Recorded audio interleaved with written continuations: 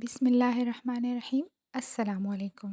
नन ما تاسو ته بیف سینډویچز ریسیپي راوړې دي. ول به موږ ته پکار وي نیم کیلو غوښه یشیدلې تی ګلاوه شوي. بیا موږ اخلو پیاز، اوږه، لږ شانتې پپیتا، 2 شین مرچکي او یو نیمبو، 2 چمچه سرکه، داسې اوږد شانتې بن، 4 چمچ سیخ کباب مساله او سینډویچ دپاره سبزي. دې کې ما اخیستي 2 رنګه شمله مرچ، پیاز او بادرنګ او چیز ولې ټکی. تاسو سلایس ولې چیز هم اخیستلی شئ. غوښه تاسو پهله نه په پریشر کوکر کې ګلاوه کړئ.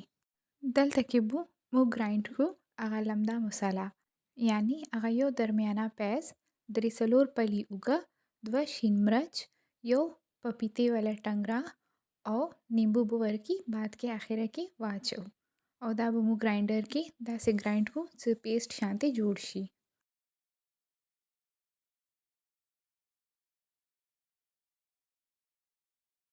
دې مسالې سره غوښې کې به ډیر مزدار او کباب شانتې خوند به راشي. بیا به دلته کې مونږ هغه غوښه واخلو او د 2 غنټو مدد سره به داسې نری نری به وریژو. بیا به مونږ یو پین کې 4 چمچه غوړي واخلو او دې کې به اول دا غوښه واچو او پاسه پې هغه لمده مساله واچو او تقریبا 3-4 منټو ته به پوخ کو.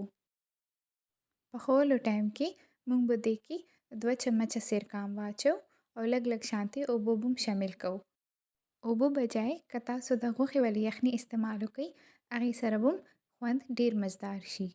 بیا به مونږ ورکې واچو 4 چمچه شان ولی سیخ کباب مساله او دا به مونږ ډکن کېږدو او 20 منټو له به پوخ کو چې کله اوبه وچې شي.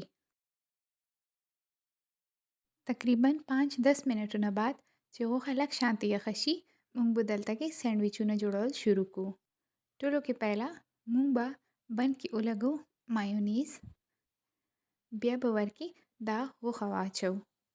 دې غوښې کې چیلی ساس یا کیچپ لګولو ضرورت نشته دی ځکه چې دې غوښې کې خپل هم ټیسټ ډیر مزدار وي. بیا به ورکې هغه ټولې سبزي واچو چې کوم تاسو خوښې وي. ما دلته کې ورکې پیاز، شین شمله مرچ، سور شمله مرچ او لږ شانتې بادرنګ مې واچولو. دا تاسو ایز ا کولډ سینډویچ یعنی یخ سینډویچ په شانتې هم سرو کولی شئ. د مزیدار شانتې بیف فیلی سینډویچز تیار دي. ډیره مهرباني.